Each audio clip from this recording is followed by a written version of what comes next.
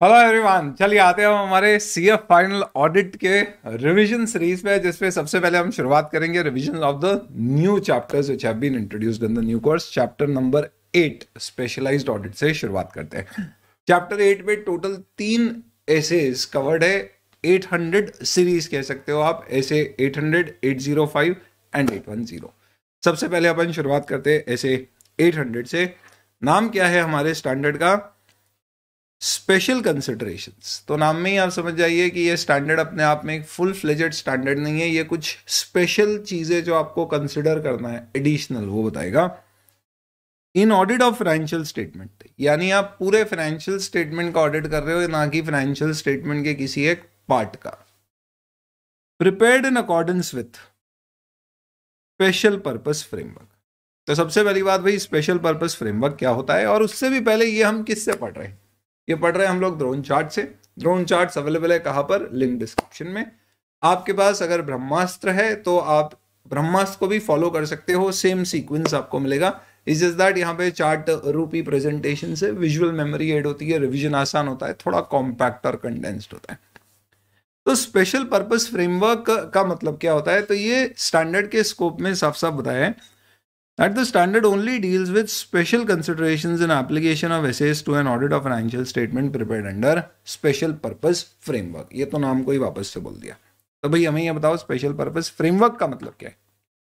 सीधी सी बात है, कोई भी फाइनेंशियल स्टेटमेंट अगर आप एज पर अकाउंटिंग स्टैंडर्ड बना रहे हो या इन डेज बना रहे हो, तो इन्हें जनरल पर्पस फाइनेंशियल स्टेटमेंट कहा जाता है, क्योंकि अकाउंटिंग स्टैंडर्ड या Ind AS are also known as Indian GAAPs. GAAPs बोले तो जनरली एक्सेप्टेड अकाउंटिंग प्रिंसिपल्स।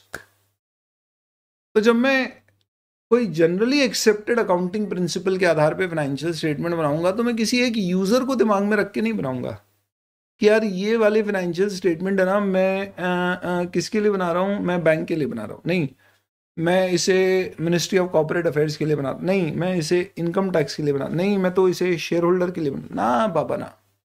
मैं ये फाइनेंशियल स्टेटमेंट अकाउंटिंग के सामान्य सिद्धांतों के अनुसार बना रहा हूं, और इसे हर यूजर यूज कर सकता है, keeping in mind that they are prepared not specifically for them but generally for all the users. शादियों का सीजन चल रहा है, ऐसे आप लोग तो जान ही रहोगे, सीए के बच्चे, अपन अपनी शादी में ही टाइम पे पहुंच जाए होते, तो वहां पे आप जाएंगे तो देखेंगे खाना रखा हुआ है बहुत सारा, और साइड में एक जैन स्टॉल होता है, जैन फूड का। तो ऑब्वियस सी बात है, सारा खाना जनरल पर्पस फ्रेमवर्क का, it is meant for everyone.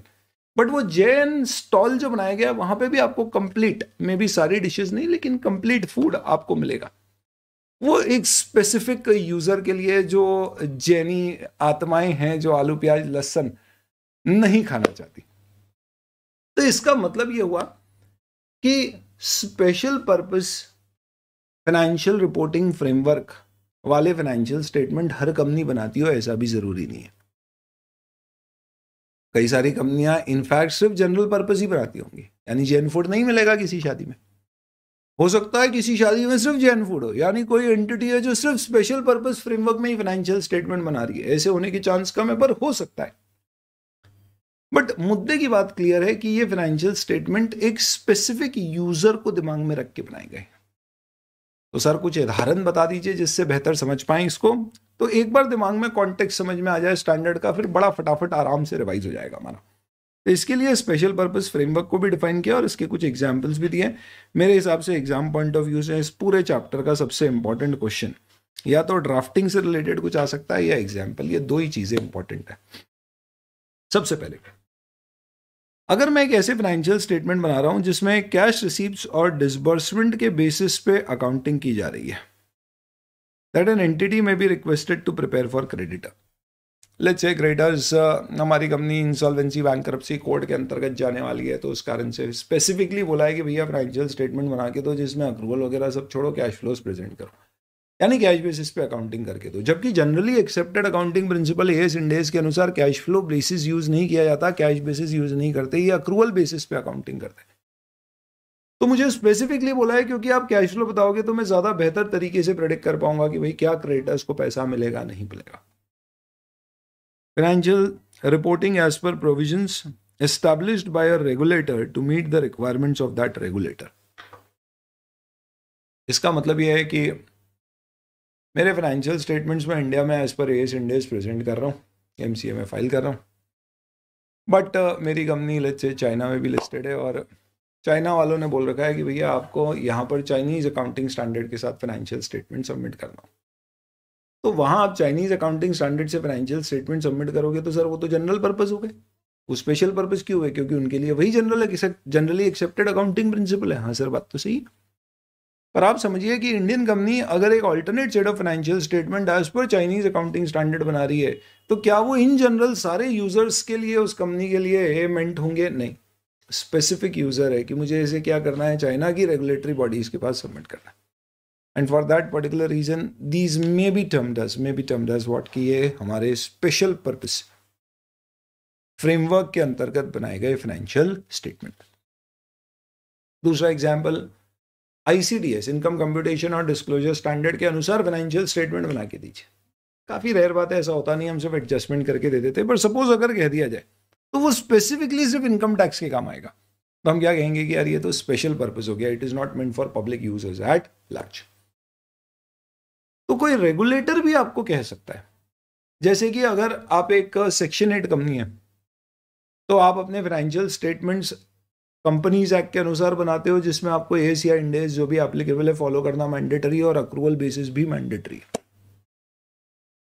लेकिन आपको मेजर ग्रांट मिलती है भारत सरकार से, और भारत सरकार की ग्रांट के अगेंस्ट एक कंडीशन है कि आपको फाइनेंशियल स्टेटमेंट्स को प्रिपेयर करना पड़ेगा as per the norms which we have given for entities which get central government donation.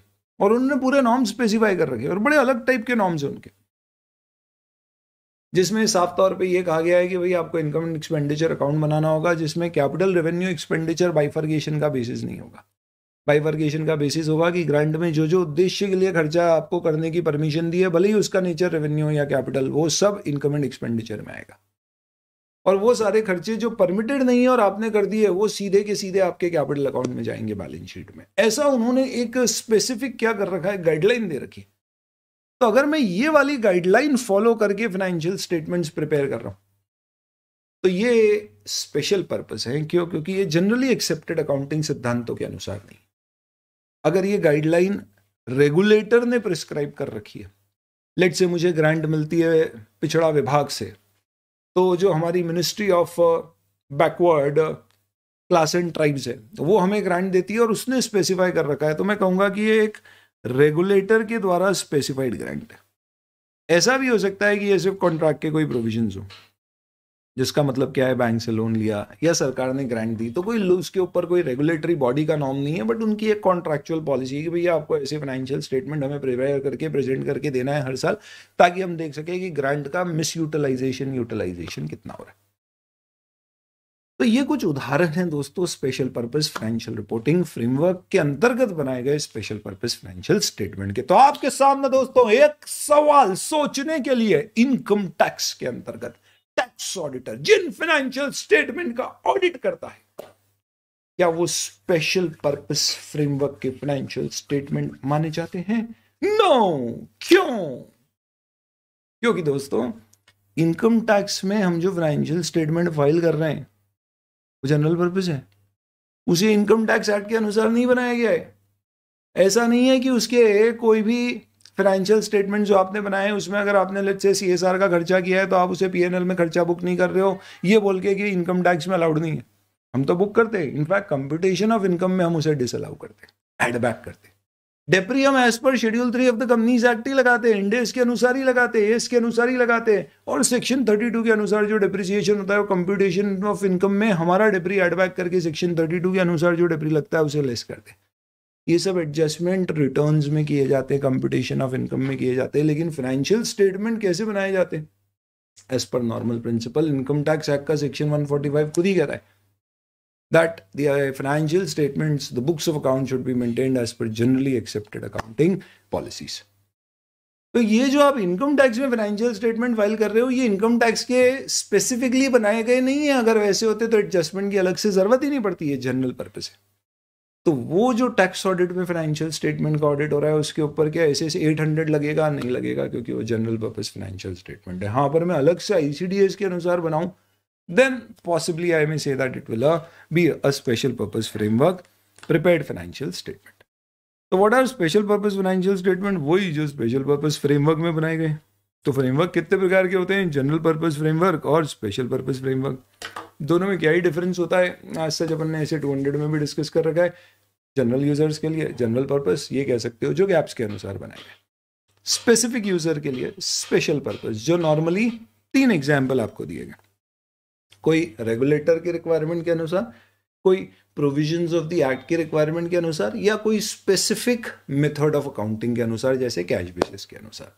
ये कुछ एग्जांपल्स हैं। ध्यान रखना, फाइनेंशियल रिपोर्टिंग फ्रेमवर्क से जो फाइनेंशियल स्टेटमेंट बनते हैं वो 2 होते हैं, जनरल पर्पस और स्पेशल पर्पस। तो जो उनके फ्रेमवर्क है वो जनरल पर्पस फ्रेमवर्क और स्पेशल पर्पस फ्रेमवर्क कहलाते हैं। इसके अलावा फाइनेंशियल रिपोर्टिंग फ्रेमवर्क 2 तरह के होते हैं, कंप्लायंस फ्रेमवर्क, कटप्पा। जो अदर महिष्मति की रानी, आप जो कहेंगे हम वैसा ही कहेंगे। क्यों? क्योंकि आपका वचन ही है आपका शासन और हमारा अनुशासन, बाबा। लेकिन बाहुबली, धर्म की रक्षा करने के लिए अगर हमें महिष्मति की रानी के अगेंस्ट भी जाना पड़े तो हम जाएंगे। क्यों? क्योंकि धर्म सर्वोपरि है। वो क्या है? फेयर प्रेजेंटेशन फ्रेमवर्क डिस्कस करते थे। तो फेयर प्रेजेंटेशन का मतलब क्या होता है? हमारा उद्देश्य यहां पर क्या है? जो भी कहा गया है उनको पालन करना, लेकिन अगर जरूरत पड़े तो उसके अलावा भी डिस्क्लोजर्स देंगे। उसके अगेंस्ट जाना पड़ा तो भी जाएंगे, पर फेयर प्रेजेंटेशन अचीव करेंगे। हम एग्जाम्पल लेते थे कि इन्वेंट्री हमेशा करंट एसेट है, पर अगर आपकी इन्वेंट्री 5 साल से मूव नहीं कर रही है, आगे 5 साल तक मूव नहीं करेगी, तो शायद यूजर को बताना चाहिए कि भैया हमारी एक मटेरियल अमाउंट की इन्वेंट्री है जो दिख रही है करंट एसेट में, पर वो लिक्विड नहीं। इससे यूजर को बेहतर इंफॉर्मेशन मिलेगी मेरे करंट एसेट, करंट लायबिलिटीज के बारे में। This just an example. तो एडिशनल डिस्क्लोजर, यानी मैं लकीर का फकीर नहीं बनूंगा ये कह के भैया जो लिखा है बस वही करूंगा। उसके अलावा मुझे मेरे यूजर को जो जो इंफॉर्मेशन लगता है बताने के लिए जरूरी है, मैं वो भी दूंगा। हम इसका एक कॉमन एग्जाम्पल लेते थे। क्या बाबूजी ने कहा था कि तू उसके घर मिलने नहीं जाएगा, हम लोग 3 दिन के लिए घूमने जा रहे हैं, घर में तू अकेला है और तू उसके घर मिलने नहीं जाएगा। हमने बोला बिल्कुल। बाबूजी आए और उन्होंने पूछा तू गया था उसके यहाँ मिलने? हमने बोला नहीं। क्यों? क्योंकि वो हमारे घर मिलने आई थी। तो हमने बोल दिया नहीं गए। तो क्या हमारा जवाब सही था? हाँ। यानी कि उन्होंने जो सवाल पूछा, क्या तू गया था उससे मिलने? हमने बोला नहीं, यानी हमने उनकी बातों का कंप्लायंस किया है। बट क्या हमारा जवाब फेयर है? नहीं। क्यों? क्योंकि वो जानना क्या चाह रहे थे हमने उन्हें वो नहीं बताया, जो उन्होंने पूछा सिर्फ वो बताया। तो क्या स्पेशल पर्पस फ्रेमवर्क वाले फाइनेंशियल स्टेटमेंट कंप्लायंस होंगे या फेयर प्रेजेंटेशन? दोनों हो सकते हैं, कोई दिक्कत नहीं। वो तो डिपेंड करेगा भैया फ्रेमवर्क क्या कहता है। तो स्कोप ऑफ दिस ऐसे क्या है? The essay deals with special consideration in application of essays to audit of financial statement prepared under special purpose framework. It is only relevant for complete set of financial statement. तो अगर आपको बोला गया है कि यार सिर्फ इनकम एंड एक्सपेंडिचर आप बना के दे दो, बैलेंस शीट वगैरह कुछ भी नहीं चाहिए, तो वो फिर 805 में कवर होगा। यहाँ पे हम कंप्लीट फाइनेंशियल स्टेटमेंट की बात करें, इनकम एक्सपेंडिचर या statement of profit and loss, balance sheet अगर कैश फ्लो बनता है तो। इस ऐसे का उद्देश्य किसी दूसरे ऐसे को काटना नहीं है, ये ओवरराइड नहीं कर रहा है, ये एडिशनल रिक्वायरमेंट बताएगा। आप समझोगे, अभी पढ़ोगे तो समझ में आ जाएगा। Plus it may not deal with all special consideration relevant in circumstances of engagement. In fact आप देखेंगे तो ये ऐसे प्राइमरली सिर्फ 3 चीज़ों की बात करता है। ये कहता है कि अगर आपको कोई स्पेशल पर्पस फ्रेमवर्क में फाइनेंशियल स्टेटमेंट्स बनाकर एज एन ऑडिटर अपॉइंट कर रहा है, आप फाइनेंशियल स्टेटमेंट नहीं बना रहे हो, मैनेजमेंट बना चुका है, आपको बोल रहा है कि भाई इसको ऑडिट कर दे, तो क्या आपको ये ऑडिट एक्सेप्ट करना चाहिए? तो क्या दिक्कत है? पैसे मिल रहे हैं, कर लो। ऐसा थोड़ी नहीं, कल दिन उसने तुमको अपॉइंट कर दिया और उसने बोला हमारा फ्रेमवर्क ऐसा है कि सारे एक्सपेंस हमारे एसेट है और सारी रिसीप्ट हमारी इनकम।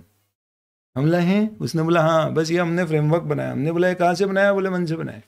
तो हम ऐसे फाइनेंशियल स्टेटमेंट का थोड़ी ना ऑडिट करेंगे। ऑब्वियस सी बात है, वाजिब होना चाहिए फ्रेमवर्क जिसमें आप बना रहे हो, उसका पर्पस वाजिब होना चाहिए, तो ही हम एक्सेप्ट करेंगे।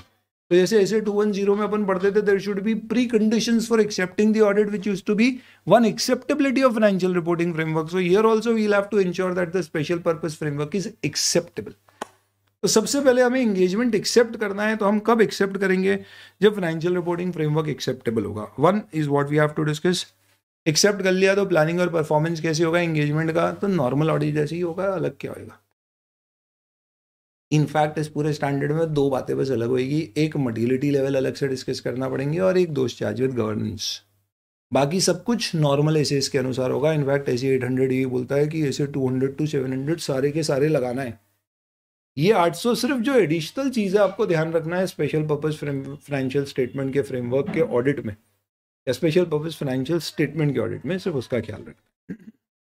एंड देन ऑब्वियसली बात है, रिपोर्ट में कुछ चीज़ों का हमें ख्याल रखना पड़ेगा। इसमें इंटरनल कंट्रोल की इफेक्टिवनेस के ऊपर रिपोर्ट देना इस ऐसे के उद्देश्य में कहीं पर भी कवर नहीं है, तो वो डिस्कशन यहाँ पे कवर नहीं होगा। तो सबसे पहले अपन ने डिस्कस किया considerations while accepting the engagement. इसमें मेन हमें क्या समझना है, क्या फाइनेंशियल रिपोर्टिंग फ्रेमवर्क एक्सेप्टेबल है या नहीं। तो फाइनेंशियल रिपोर्टिंग फ्रेमवर्क एक्सेप्टेबल है या नहीं है, ये कैसे पता पड़ेगा? भाई आप सीधे पता कर लो कि यार आप हमसे जो फाइनेंशियल स्टेटमेंट्स का ऑडिट करा रहे हो वो स्पेशल पर्पस फ्रेमवर्क में बने यानी स्पेशल यूजर के लिए। तो आप ये बताओ कि आपका वो यूजर कौन है और उसकी नीड क्या है। तो point number 1, whether it will meet the financial information needs of intended user. IU क्या है? Intended users. क्या ये इंटेंडेड यूजर्स के नीड को मीट करेगा, ये हमें चेक करना। अब ये कैसे चेक करेंगे? तो इसका एक सिंपल सा रूल दिया हुआ है कि भाई देखो, अगर फ्रेमवर्क किसी रेगुलेटर ने, किसी लॉ ने दे रखा है, तो नॉर्मली फिर आप मान लेना कि वो एक्सेप्टेबल है। If the applicable financial reporting framework which is the special purpose framework is based on financial reporting standard, यानी उसकी अकाउंटिंग के जो मापदंड हैं, they are provided by authorized or recognized organizations, which could be, let's say for example, International Accounting Standards Board, या let's say for example it is being provided by SEBI। तो SEBI क्या है? Regulator है। recognized organizations हो सकते हैं, ICI नहीं दे रखा है, जैसे ICI देता है स्पेशल पर्पस फ्रेमवर्क। अगर आप पब्लिक कंपनीज की अकाउंटिंग कर रहे हैं जो कैश बेसिस फॉलो करती है, तो उसमें कैसे करना है। तो ऐसी किसी ऑर्गेनाइजेशन ने या फिर लॉ और रेगुलेशन के द्वारा बनाई गई है, और वो लॉ और रेगुलेशन कंपनी के ऊपर एप्लीकेबल है और उसके अनुसार हम बना, ICDS हो गया। या जैसे मैंने आपको कहा कि there is a particular law in the state government which specifies कि कोई भी स्टेट गवर्नमेंट की ग्रांट अगर मिल रही है तो उसके फाइनेंशियल स्टेटमेंट ऐसे प्रेजेंट होंगे। तो ऐसे केस में कहा गया है कि in absence of indications to the contrary such financial reporting framework are presumed to be acceptable for the purpose of special purpose framework, यानी आप ऑडिट एक्सेप्ट कर सकते हो। पर अगर ये फ्रेमवर्क किसी लॉ के द्वारा प्रिस्क्राइब नहीं है, रेगुलेटर के द्वारा प्रिस्क्राइब नहीं है, कि एस्टैब्लिश्ड बॉडी के द्वारा प्रिस्क्राइब नहीं है, दैट मीन्स हो सकता है ये एप्लीकेबल फाइनेंशियल रिपोर्टिंग फ्रेमवर्क किसके द्वारा प्रिस्क्राइब्ड हो? कोई कॉन्ट्रैक्ट के प्रोविजंस के बेसिस पर। वही वाली बात है कि किसी प्राइवेट कंपनी ने मुझे CSR की ग्रांट दी, समझो रिलायंस फाउंडेशन से फास्ट एजुकेशन रिसर्च सोसाइटी को ग्रांट मिली है रूरल एजुकेशन को बढ़ावा देने के लिए, और उन्होंने बोला कि भैया हम आपको ग्रांट दे रहे हो और आपके फाइनेंशियल स्टेटमेंट आप ऐसे बना के देना। मेरी तो पूरी कंपनी की ग्रांट वहीं से आती है, उन्हीं के पैसे के ऊपर अपन बेस्ड है। तो उन्होंने स्पेसिफिक रिक्वायरमेंट दी है कि ऑडिटेड फाइनेंशियल स्टेटमेंट चाहिए भैया मुझे, और ये ऐसे चाहिए जिसमें जो मैंने आपको प्रिंसिपल बताए थे कि सारे खर्चे जो एलिजिबल है वो आपके इनकम एक्सपेंडिचर में आएंगे, बाकी सारे आप कैपिटल में डालो डायरेक्ट। तो इस पर्टिकुलर केस में हमें ये देखना है क्या ये फ्रेमवर्क आपको एक्सेप्टेबल लग रहा है। तो नॉर्मली आप क्या देखोगे? This is a matter of your professional judgment. Acceptability is determined considering whether the framework exhibits attribute normally exhibited by applicable financial reporting framework, यानी जो अकाउंटिंग प्रिस्क्राइब की है क्या वो नॉर्मल नॉर्म्स के अनुसार हैं। तो सर ये नॉर्मल नॉर्म्स तो ज़रा भी नहीं है, क्योंकि कैपिटल एक्सपेंडिचर को भी वो बोल रहे हैं इनकम एंड एक्सपेंडिचर में डालो, क्योंकि सीधी सी बात है भाई देखो, रिलायंस फाउंडेशन ने मुझे ग्रांट दी रूरल एजुकेशन के लिए, उन्होंने बोला अब इससे आप स्कूल बना सकते हो, किताबें बांट सकते हो, और दोनों खर्चे परमिटेड है। तो अब मैं स्कूल भी बना रहा हूँ तो वो ग्रांट का ही खर्चा है, मैं उसे कैपिटल एक्सपेंडिचर थोड़े ना दिखाऊंगा, क्योंकि ऐसे भी मेरी एसेट नहीं है। तो ऑडिटर ऐसे सोचेगा कि यार लॉजिकली इनका जो फ्रेमवर्क है वो सही लग रहा है, तो मैं एक्सेप्ट कर सकता हूँ। तो ये मेरा प्रोफेशनल जजमेंट है, भले ये नॉर्मल प्रिंसिपल से थोड़ा अलग है बट लॉजिकली सही है। तो ये हमें सोचना पड़ेगा, क्योंकि अगर ये सही नहीं लगा तो फिर हम एक्सेप्ट नहीं करेंगे। कई बार ऐसा भी हो सकता है कि फाइनेंशियल रिपोर्टिंग स्टैंडर्ड्स और लॉ एंड रेगुलेशन दोनों लग रहे हैं, यानी कुछ फ्रेमवर्क प्रिस्क्राइब किए गए हैं अंडर सर्टेन स्टैंडर्ड्स जो दिए हुए हैं, और साथ में लॉ भी लग रहे हैं। तो इस केस में क्या आएगा? दिक्कत आएगी कॉन्ट्राडिक्शन की। तो आपको देखना है कि कहीं कोई कॉन्फ्लिक्ट तो नहीं है जो स्टैंडर्ड्स और लीगल रिक्वायरमेंट है, और अगर कॉन्फ्लिक्ट होता है तो ऐसे 210 एक्सप्लेन करता है कि उस केस में आपको एडिशनल डिस्क्लोजर्स देके उसे अचीव करना चाहिए। तो ऐसे 210 प्रिस्क्राइब करता है आपको कि क्या एडिशनल डिस्क्लोजर्स देके आप क्या कर सकते हो, लॉ की भी बात मान ली और स्टैंडर्ड की भी बात मान ली, वो आपको फॉलो करना पड़ेगा। और अगर कोई कॉन्फ्लिक्ट है ही नहीं तो कोई प्रॉब्लम ही नहीं है, बिंदास मस्त है, चल रहा है। तो ये पहला पॉइंट हो गया अपना एक्सेप्टेंस ऑफ एंगेजमेंट। सेकेंड, जब आप ऑडिट प्लान करेंगे, परफॉर्म करेंगे, तो आप बताइए क्या आपको बेसिक ऑडिटिंग के सारे सिद्धांत जैसे कि एथिकल रिक्वायरमेंट्स होना चाहिए, having a proper team, direction, supervision, review of the team, ये सब प्रिंसिपल्स एज इट इज लगेंगे क्या? Of course. तो इसके लिए कहा गया एथिकल रिक्वायरमेंट इंक्लूडिंग इंडिपेंडेंस तो आपको फॉलो करना ही है, क्योंकि ये ऑडिट अटेस्टेशन सर्विस है, आप एक आश्वासन दे रहे हो। साथ ही साथ सारे ऐसे जो ऑडिट के लिए रेलिवेंट है वो यहाँ पे एज इट इज लगेंगे। सही बात ही है, ऐसे भी हम फाइनेंशियल स्टेटमेंट के कंप्लीट सेट का ऑडिट कर रहे हैं, सिर्फ फ्रेमवर्क अलग है बनाने का, बाकी प्रोसीजर्स तो वही होना चाहिए। तो सारे ऐसे फॉलो करना है मतलब क्या? सारे करना है, ऑब्वियस सी बात है, सारे मतलब जो रेलिवेंट है। तो अगर कोई ऐसे रेलिवेंट नहीं है या उसकी रिक्वायरमेंट रेलिवेंट नहीं है तो वो डिस्कस मत करो, वो फिर हमें फॉलो करने की जरूरत नहीं। क्या मतलब कोई ऐसे रेलेवेंट नहीं है? जैसे ऐसे 265 बोलता है communication of deficiencies to those charge with governance, और इस ऐसे ने स्पेसिफिकली बोल रखा है कि भैया डेफिशिएंसी हमें कम्युनिकेट करने की जरूरत नहीं है, सपोज, तो वाला नहीं लगेगा।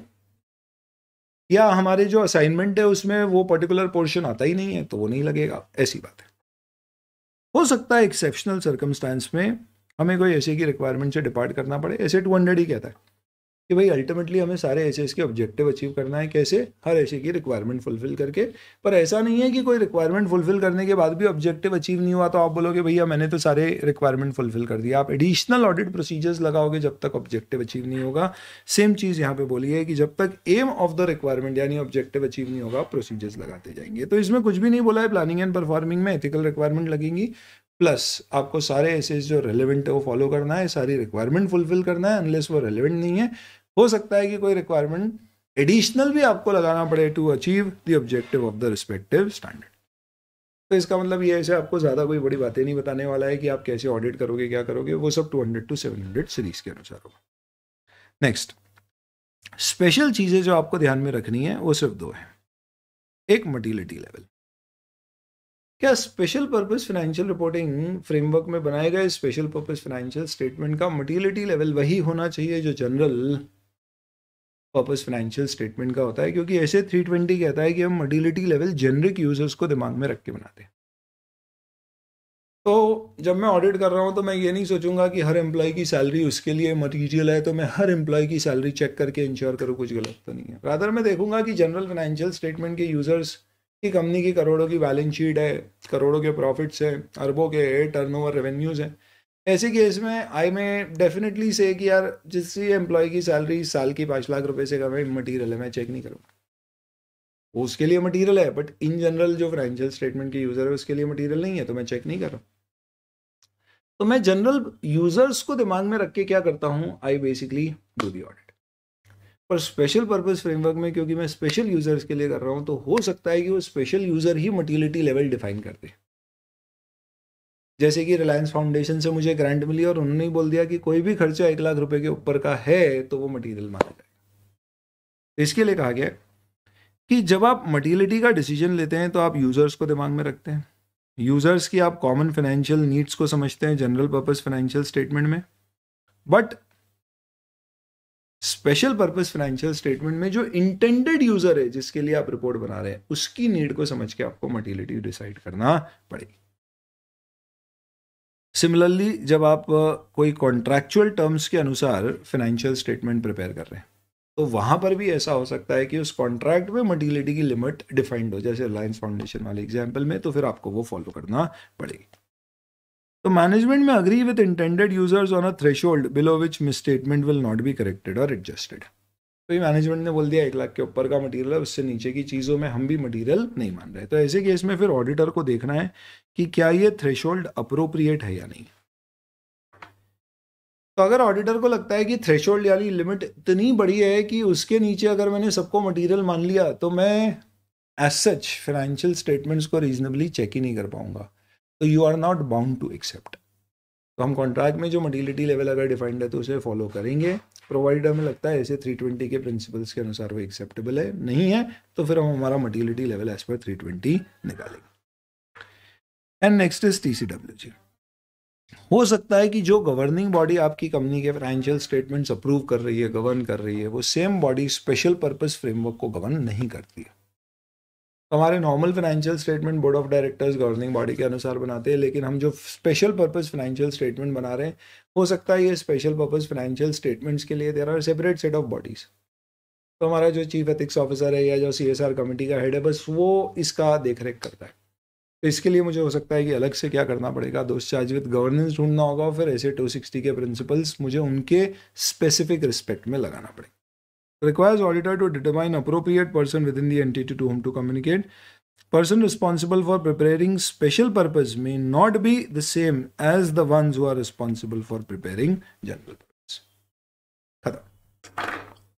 ऑडिट के प्लानिंग परफॉर्मेंस में नॉर्मल प्रिंसिपल लगाना है, एक्सेप्ट किस चीज का ध्यान रखना है, एक मटीरियलिटी और एक दोस्त चार्ज विद गवर्नेंस। नेक्स्ट, आप बताइए दोस्तों, क्या आप अपनी रिपोर्ट में कहीं ना कहीं ये चीज़ बताओगे क्या कि ये जो फाइनेंशियल स्टेटमेंट का हमने ऑडिट किया ये स्पेशल पर्पस है? ऑब्वियस सी बात है, नहीं तो लोग उसे जनरल पर्पस फाइनेंशियल स्टेटमेंट की रिपोर्ट मान के उसी पे रिलाई कर लेंगे। तो हमें कहीं ना कहीं तो हाईलाइट करना ही पड़ेगा ना। भाई आप समझ लो, घर पे कोल्ड ड्रिंक आई, कोको कोला की मस्त बॉटल आई 500 ml की, आते से ही अपन ने चटका दी और रख दी। माता श्री ने देखा खाली बॉटल है, अभी लड़का किराने की दुकान से फिनाइल लेके आया था, बड़े कैन में सस्ता पड़ता है, तो माताजी ने क्या किया, उसमें से कोको कोला की कैन में थोड़ा फिनाइल भर दिया। बढ़िया काम हो गया ये तो, एक नंबर। अब आप बताइए दोस्तों, अगर माताजी उस कोको कोला की कैन में फिनाइल भर के उसे बाहर रख दिया है, फ्रिज में तो नहीं रखेंगे, ठंडा करके क्या करेंगे? तो क्या माताजी को उसके ऊपर कहीं ना कहीं एक रिमार्क डाल देना चाहिए? ऑफ कोर्स, हेलो, नहीं तो अस्पताल में ही मिलेंगे। सही बात है, कोल्ड ड्रिंक पीने से अस्पताल में ही जाते, इससे जल्दी चले जाएंगे। तो आप समझ लीजिए, सीधी सी बात है कि वो जो बॉटल थी, वो बॉटल का क्या था भाई, जनरल ऐसे कई चीज़ों में काम आती है बॉटल, ऐसा तो है नहीं कोल्ड ड्रिंक की पीते पानी में भरा जाता है, और फिनाइल भर दिया तो भाई कहीं ना कहीं तो हाईलाइट करोगे, बस वैसा ही ज़्यादा हो गया। ऑडिट रिपोर्ट में आपको क्या ध्यान रखना है? In the audit report, if it is for special purpose financial statement, you need to highlight. So we need to alert the readers that financial statements are prepared in accordance with special purpose framework. कैसे alert करेंगे? Normally क्या होता है, जो financial reporting framework है वो general purpose तो है नहीं। तो जैसे अपन नॉर्मली क्या करते हैं, material accounting policy information disclose करते हैं नोट्स में, वैसे ही अगर स्पेशल पर्पस फ्रेमवर्क है तो मैनेजमेंट ने नोट्स में कहीं डिस्क्लोज किया होगा कि फाइनेंशियल स्टेटमेंट इन फ्रेमवर्क के अनुसार या ये प्रोविजंस के अनुसार बनाए गए। तो यूजुअली आप उसे हाईलाइट कर दोगे अपनी रिपोर्ट में, एक पैराग्राफ दे दोगे अपनी ऑडिट रिपोर्ट में एम्फेसिस ऑफ मैटर टाइप का, जिसमें आप लिख दोगे may be alerting users that these financial statements are for specific user or special purpose. और फिर उसमें लिख दोगे that we draw attention to note number so and so of the financial statements explaining that the reporting framework is so and so, and we specifically mention that the audit report here is specifically meant for such and such users. मैं अभी आपको एक example बताता हूँ। तो इसमें आपको दो चीज़ बताना है कि एक तो स्पेशल पर्पस फ्रेमवर्क है, इसलिए इसे कोई और यूज़र यूज़ ना करे। तो क्या मैं इसके यूज़ पे रिस्ट्रिक्शन लगा सकता हूँ? ऑफ कोर्स, इसका यूज़र अगर स्पेसिफिक है, जैसे मुझे स्पेसिफिकली बैंक ने लोन दिया और उन्होंने बोला आपके फाइनेंशियल स्टेटमेंट आप मुझे कैश बेसिस पे बना के दो, तो मैं अपनी ऑडिट, मैनेजमेंट ने बनाए, मैंने ऑडिट किए, मैं रिपोर्ट में साफ साफ लिख दूंगा they are meant for bank X limited only and not meant for any other user, not even any other bank. तो हम रिस्ट्रिक्ट कर सकते हैं distribution, no problem with that. Forming an opinion and reporting consideration, बाकी पूरा ऐसे 700 as it is लगेगा, except ये दो एक्सेप्शन जो अपन ने पढ़े। हाँ, ये ज़रूरी है आपको कि आपको applicable financial reporting framework disclose करना पड़ेगा। तो नॉर्मली मैनेजमेंट ने डिस्क्लोज किया होगा तो आप उसे यहाँ पे रिपोर्ट में हाईलाइट कर दो, नहीं है तो फिर आपको डिस्क्लोज करवाना पड़ेगा। तो हमें देखना चाहिए कि फाइनेंशियल स्टेटमेंट ने इवैल्यूएट उसको डिस्क्लोज किया है। It should mention the purpose for which financial statements are prepared and who is the intended user. And if the management had a choice of framework, then why did management choose one framework over the other? जैसे किसी contract में आपको बोला गया है कि financial reporting framework you can prepare, या special purpose financial statement आपको प्रिपेयर करना है, कैश एक्रूवल, दोनों ऑब्जेक्टिव आपके पास अवेलेबल है। और मैनेजमेंट ने कैश स्पेसिफिकली यूज़ करके ये फ्रेमवर्क में फाइनेंशियल स्टेटमेंट बनाए, तो हम जानना चाहेंगे मैनेजमेंट से कि भैया आपने क्यों ये यूज़ किया है। मोर देन दैट हम चाहेंगे कि वो फाइनेंशियल स्टेटमेंट के नोट्स में ये एक्सप्लेनेशन भी दे दें। तो फाइनेंशियल स्टेटमेंट्स के नोट्स में क्या एक्सप्लेनेशन आना चाहिए? सबसे पहले फाइनेंशियल स्टेटमेंट को एडिक्वेटली जो भी फ्रेमवर्क यूज़ किया है बनाने के लिए फाइनेंशियल स्टेटमेंट डिफाइन करना चाहिए। दूसरा, क्या पर्पस है, किसके लिए बनाया है, ये डिफाइन करना है। और अगर चॉइस थी तो उसमें से आपने क्यों ये चूज किया, ये framework and not the other, ये बताना है। And this is all about your एसे 800। तो अपना एसे 800 कंप्लीट होता है। चैप्टर 8 में अदर चैप्टर्स या टॉपिक्स भी हैं, that is something which will take up in the next video. आपको मैं ICI के मॉड्यूल से फटाफट बता देता हूँ। वेदर ड्रोन चार्ट्स में हमने सब कुछ कवर कर लिया, इसी साथ एक बार रिवाइज भी कर लेंगे। ये आपका एसे 800 क्वेश्चन आंसर्स भी देख लेंगे इसमें, ठीक है। क्या देख लिया अपन ने? स्पेशल पर्पस फ्रेमवर्क देख लिया, एग्जाम्पल्स देख लिया, consideration when accepting the examination देख लिया, हाँ देख लिया। क्या था basically? Financial reporting framework acceptable है या नहीं।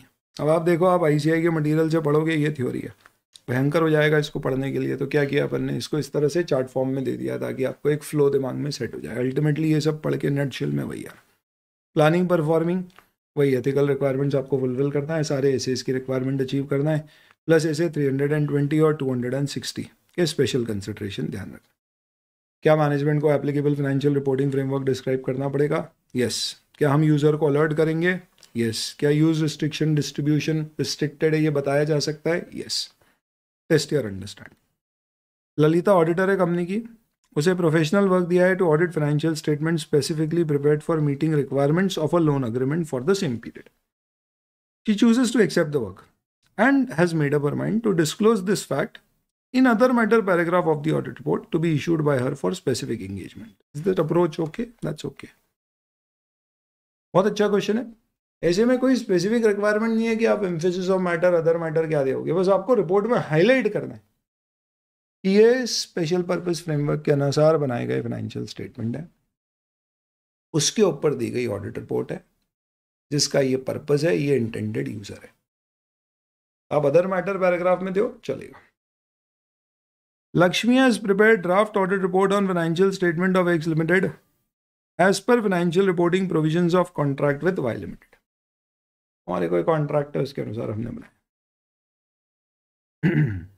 She has drafted unmodified opinion to be given in audit report. She has also drawn attention in draft audit report to note A of financial statement which describe the basis of accounting. तो notes में applicable financial reporting framework यानी कैसे accounting करी है उसका पूरा disclosure है। How she should ensure that report will not be misused, इसका आपको एक सूटेबल पैराग्राफ ड्राफ्ट करना है। स्टैंडर्ड में मैंने बताया था 2 चीज़ें इंपॉर्टेंट है, एक ड्राफ्टिंग और एक एग्जाम्पल्स। ड्राफ्टिंग वाला अपन देख लेते हैं। ये देखो, heading they the, basis of accounting, restriction on distribution and use. Without modifying our opinion, we draw attention to note A of the financial statement like emphasis of matter, which describes the basis of accounting. Financial statements are prepared to assist the company to comply with the financial reporting provisions of the contract referred to in this note.